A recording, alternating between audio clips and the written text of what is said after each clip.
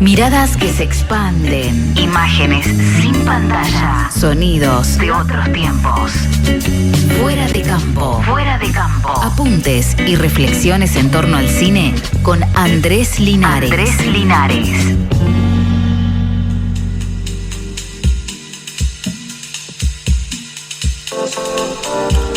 Seguimos con más Restos Diurnos y ahora sí, estamos con la segunda entrega de Fuera de Campo. Y si estamos fuera de campo, estamos con Andrés Linares, que le damos la bienvenida. ¿Cómo estás? Hola Juan, ¿cómo va? ¿Todo bien? Muy bien. Me alegro. Bien, por acá también. Bueno, dispuestos a charlar un poco sobre cine. Y hoy trajimos, como bien decías, una segunda entrega de esta columna llamada Fuera de Campo. Y en esta oportunidad me propuse hacer un pequeño recorrido por películas nacionales que tienen en su centro narrativo su objeto de mirada, sujetos que pertenecen a los años jóvenes, ¿no? Es decir, la vida juvenil en general, que ha sido un motivo realmente muy presente en la historia del cine argentino a lo largo de los años. Y me parecía interesante traerlo porque, bueno, estamos también en un momento en donde la juventud está siendo de alguna manera también protagonista, ¿no? De hecho, esta semana tuvimos ahí un episodio ahí con la marcha y la movilización de los universitarios. Me parece que siempre reflexionar sobre la vida de los jóvenes en estos tiempos y lo que vino siendo en nuestro país es más que oportuno y también interesante. Interesante en el sentido de que los retratos y los relatos que tienen a la juventud en el centro, indirectamente también permiten que pensemos, como decíamos, en la historia de nuestro país, ¿no? Como si a través de esos núcleos temáticos se filtraran también marcas de época o rastros de un momento histórico preciso. Entonces, esa beta la podemos también encontrar en películas que se acercan a las experiencias de los jóvenes, ¿no? Y pensar en los jóvenes es también plantearnos qué se espera de los mismos, ¿no? Generalmente escuchamos decir, bueno, el futuro está en la juventud, ¿no? Se suelen proyectar fantasías, expectativas hacia los jóvenes, sobre todo ya saliendo desde la adolescencia hasta que ingresan, ¿no? al mundo adulto. Pero también es fácil encontrar posturas que tienden a reducir a la vida de los jóvenes a sujetos de consumo, ¿no? Sin comprender la complejidad que tiene para muchos transitar esta etapa de la vida. En ese sentido, fue una de las décadas que estuvo poblada de películas juveniles, podríamos decir, o que tiene a los jóvenes como protagonistas, es la década de los 90. En los 90, el llamado nuevo cine argentino se propuso pensar y problematizar la vida de los jóvenes en esa década que tenía en la Argentina un gobierno, bueno, que se decía peronista, pero aplicando un programa económico neoliberal, ¿no? Atroz, que dejó sin duda muchas marcas también y fue caldo de cultivo para que surgieran miradas y nuevas sensibilidades en torno a los cineastas, ¿no? Tal fue el caso. Uno puede recordar películas como Rapado, de Reckman, ¿no? Martín Reckman, en el 92 estrena esta película que pone en el centro del relato una experiencia de unos jóvenes, ¿no? Que van tejiendo historias de amistad, pero también les van sucediendo otras cosas. El ocio aparece en esta película con un tono minimalista, ¿no? Esto que ha caracterizado también a buena parte de esa etapa del cine argentino, de pequeñas estructuras narrativas. Y fundamentalmente queriendo romper con las estéticas y las formas de producción y de relatos que habían caracterizado la década anterior, ¿no? Lo de los 80, a las que se la veía esa década como algo ya perimido, algo vetusto, digamos. Se quería una renovación auténtica desde lo temático y lo estético. Pero hablando de los 90, no podemos dejar también de mencionar a otra gran película que vino años después, como es Pixabirri Faso, de la dupla Stagnaro y Adrián Caetano.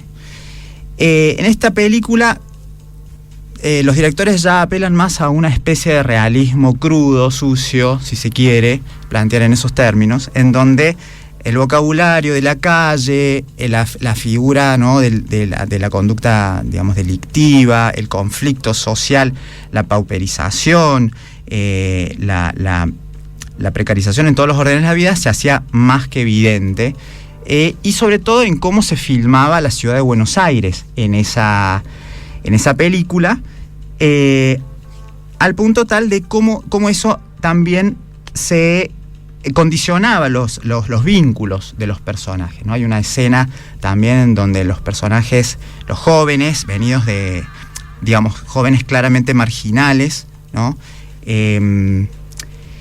que se meten en el Obelisco. Hay una escena ahí muy famosa, muy recordada, ¿no? También como metáfora de esto de, que decíamos, de, por un lado, de desafiar un orden establecido con respecto a lo que imponía la gran ciudad, y también desafiar los cánones y las convenciones de ese cine argentino que venía siendo años atrás.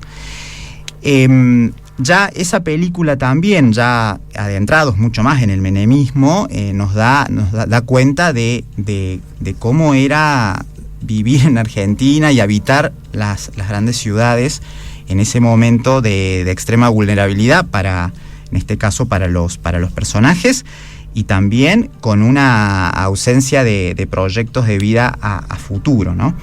Pero esto no hablar del nuevo cine argentino de los 90s no está escindido de pensar en otro nuevo cine argentino, que fue el de los 60. Tal vez el primer nuevo cine argentino. Hay una película en particular que es Dar la cara, de Martínez Suárez. Esa película también se proponía retratar la vida de los jóvenes, en ese caso, en ese film en particular, de 3 jóvenes que salían de hacer el servicio militar y que tomarían distintos caminos, ¿no? En ese momento, un joven, Leonardo Fabio, estaba allí presente, Fernando Solanas, por mencionar a algunos de los que después encararían su propia carrera desde la actuación y desde la dirección de cine.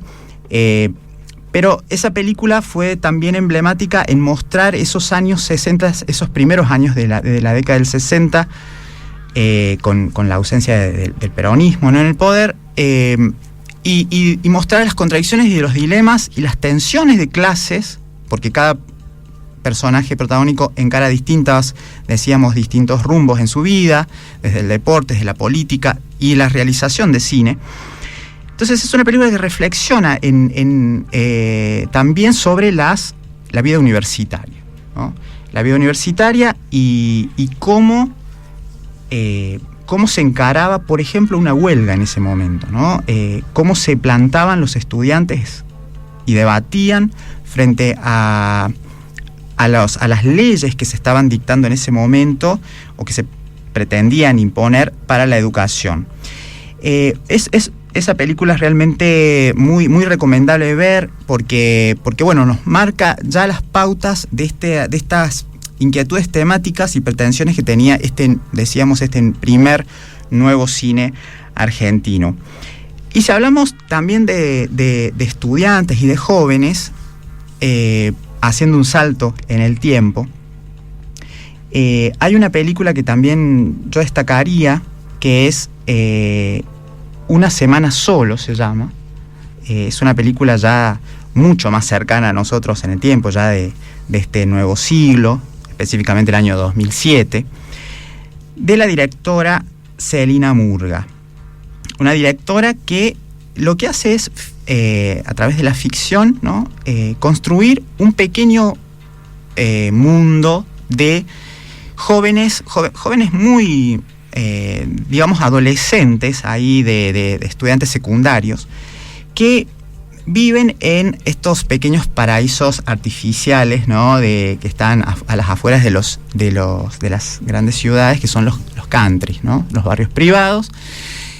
Y en esta película, Una semana solos, lo que vemos es un grupo de jovencitos, entre varios de ellos, o sea, son parientes, viven en distintas casas, pero hay una ausencia total del mundo de los adultos, lo cual representa también una ausencia de ley, ¿no?, de la noción de ley. Ellos,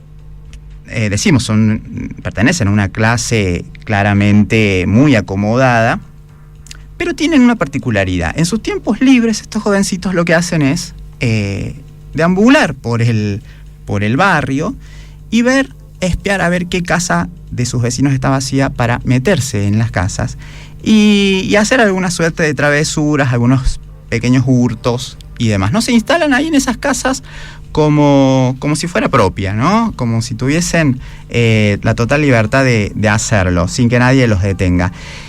Es una película que tiene un retrato de clase más que preciso, y la directora no esconde en ese sentido su propio punto de vista, o sea, es muy claro desde dónde narra y cómo retrata a estos jóvenes que tienen este pasatiempo, ¿no?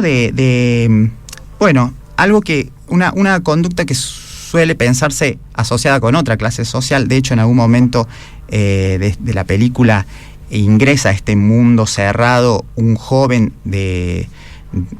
hijo de una empleada doméstica que viene de otra provincia, que rompe esa hegemonía, ¿no?, de estos jóvenes de clase media, pudientes, que nadie parece poder gobernarlos y que bueno, tienen el acceso a todo lo que quieren, lo tienen, ¿no? Es una mirada de clase muy, muy interesante respecto a estas transformaciones también sociales de otras subjetividades y de la vida en estos mundos cerrados, ¿no?, que muchas veces se idealizan dentro de la narrativa cotidiana que tenemos. Pero también me gustaría mencionar, ya por mucho más adelante, o unos cuantos años adelante en el tiempo, los jóvenes retratados bajo la cámara de alguien como es César González. En algún momento en este programa hablamos el año pasado, creo, de César.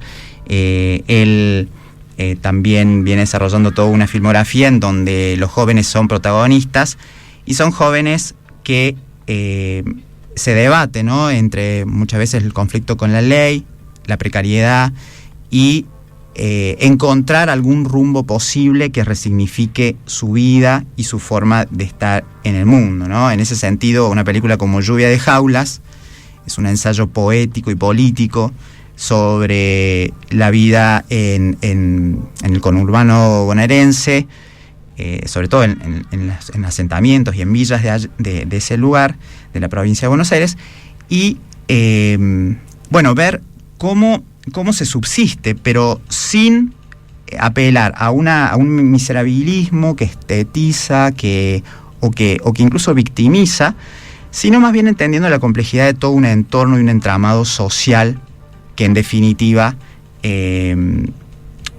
estos jóvenes tienen que lidiar con ello, con ese orden social, y bueno, ver qué ocurre en esas dinámicas entre vínculos y entornos.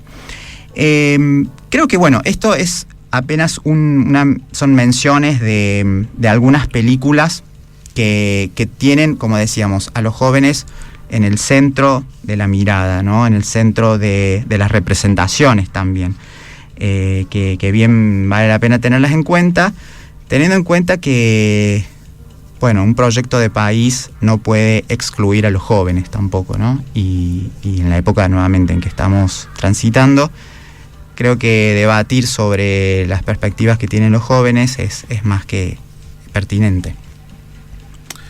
Así es, estimadísimo Andrés. Muy bien. Sí, ahí terminaríamos. Sí.